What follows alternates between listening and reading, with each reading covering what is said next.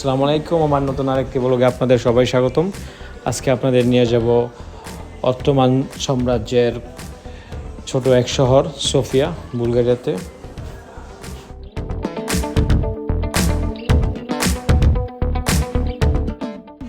প্রথমে আসি এয়ারপোর্ট থেকে শহরের ভিতরে কিভাবে যাবেন।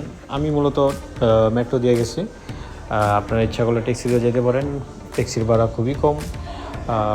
আর সাজেস্ট করব মেট্রো দিয়ে যাইতে, কারণ মেট্রো দিয়ে জনপ্রতি মেবি 1 ইউরোর কম লাগে। 20 থেকে 25 মিনিটের ভিতরে শহর সিটি সেন্টারে চলে যাবেন।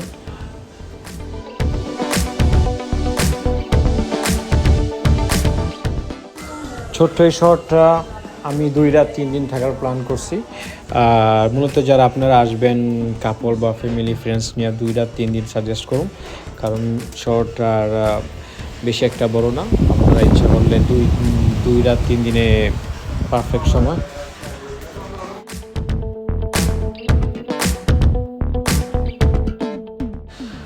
আর খাবারের কথা কি বলুম, খাবার ওদের যেহেতু একটা মুসলমান কান্ট্রি, মূলত অনেকেই আছে মুসলমান। আপনি ঘোরার সময় দেখতে পারবেন অনেক জায়গায় মসজিদও আছে। খাবার নিয়ে কোনো সমস্যা হয় না আমার। আর অনেক ইন্ডিয়ান রেস্টুরেন্টও আছে। মেবি বলিউডের মুভি শুটিং অনেক হয়েছে, তাই এই কারণে অনেক ইন্ডিয়ান রেস্টুরেন্ট আছে। তো আপনি খাবার নিয়ে কোনো চিন্তাই নেই।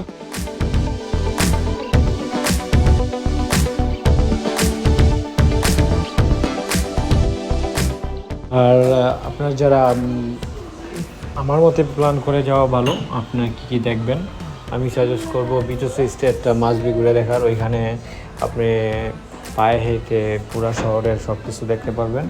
আর সাথে আছে আলেকসান্ডার নেভস্কি চার্চটা অনেক সুন্দর।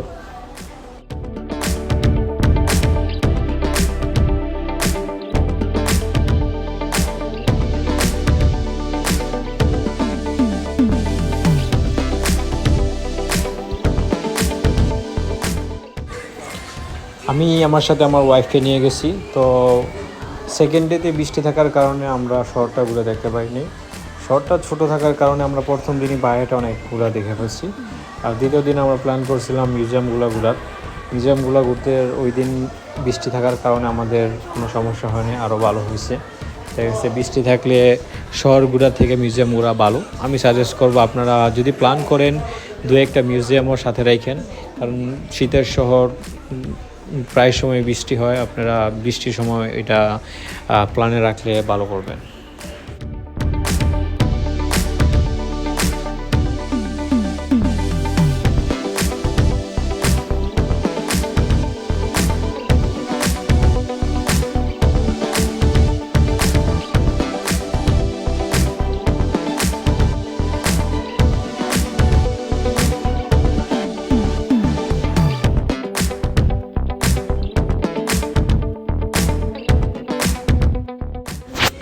আলেকজান্ডার নেভস্কি মূলত অটোমান সাম্রাজ্যের প্রতিষ্ঠিত।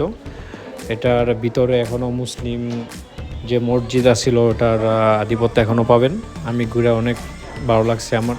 আর দ্বিতীয়ত ঢুকতে কখনো কোথাও টাকা পে করতে হয় না। তো এই দিক দিয়ে এটা ভালো, কারণ ইউরোপের সবগুলো মিউজিয়ামেতে আপনি কম বেশি পেমেন্ট করতে হয়।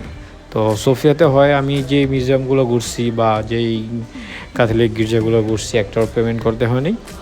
তো আমাদের দুইজনের বেস্ট একটা ট্যুর গেছে সোফিয়াতে।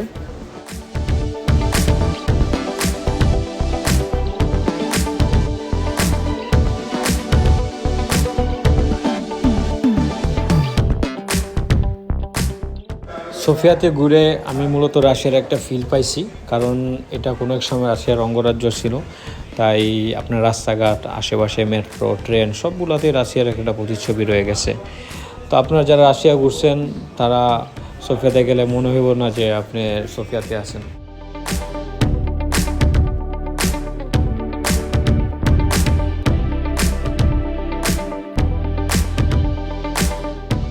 এর আগে আমি হাঙ্গেরিতে ছিলাম। হাঙ্গেরি ট্যুরে আমার সেম এরকম মনে হয়েছে যে রাশিয়ার প্রতিচ্ছবি। তো যারাই যাবেন অনেক এনজয় করতে পারবেন। আর ওরা পার্সোনাল হিসাবে খুবই মিশুক, আপনার যে কোনো হেল্পে আপনার।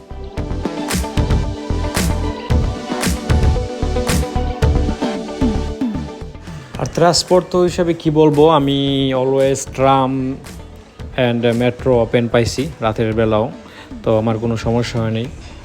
ট্রাম দিয়ে আমি ঘুরতে পছন্দ করছি, কারণ শহরগুলো দেখা যায় উপর দিয়ে ট্রাম দেওয়া। আর আপনি যদি ট্যাক্সি দেওয়া ঘুরতে চান পারবেন, কারণ আমার একদিন দ্বিতীয় দিন মনে হয়েছে যে বৃষ্টি থাকার কারণে আমি ট্রাম হোটেল থেকে বেরোতে পারিনি। দেন ট্যাক্সি নিয়েছি, ট্যাক্সি নিয়ে গন্তব্যস্থল যাওয়ার পর প্রায় 15 মিনিটের মতন লাগছে। তারপর আমার বললো মাত্র 5 euro। আমার তো বিশ্বাসই হয়নি, কারণ রোম শহরে এটার মিনিমাম 30 থেকে 35 euro লাগতো।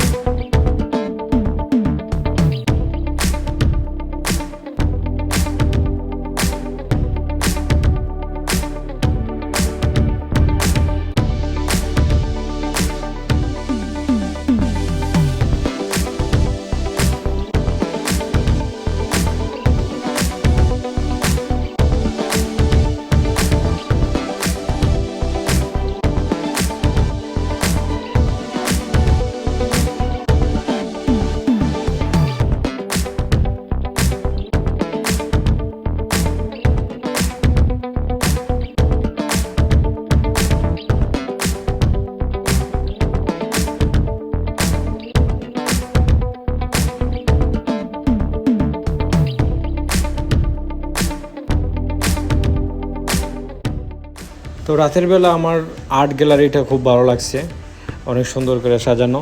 আর বিদেশি স্টেজটা কি বলবো, মনে হয় না যে সোফিয়াতে আসি, মনে হয় যে ইউরোপের কোনো ভালো একটা কান্ট্রির শহরে আসি। খুবই ভালো লাগছে বিদেশের স্টেটটা। আপনারা যারা যাবেন এই স্টেটটা রাতের বেলা অবশ্যই ট্যুর দিবেন।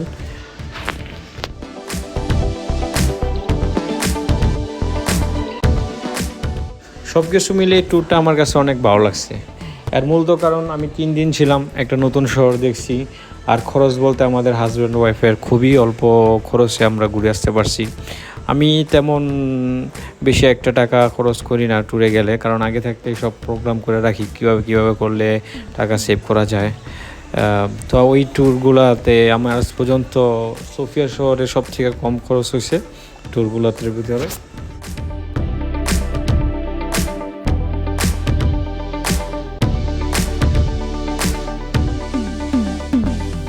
এই শহরটা মূলত নতুন ট্যুরিস্টদের জন্য ওরা অনেক আপ্যায়ন করতে।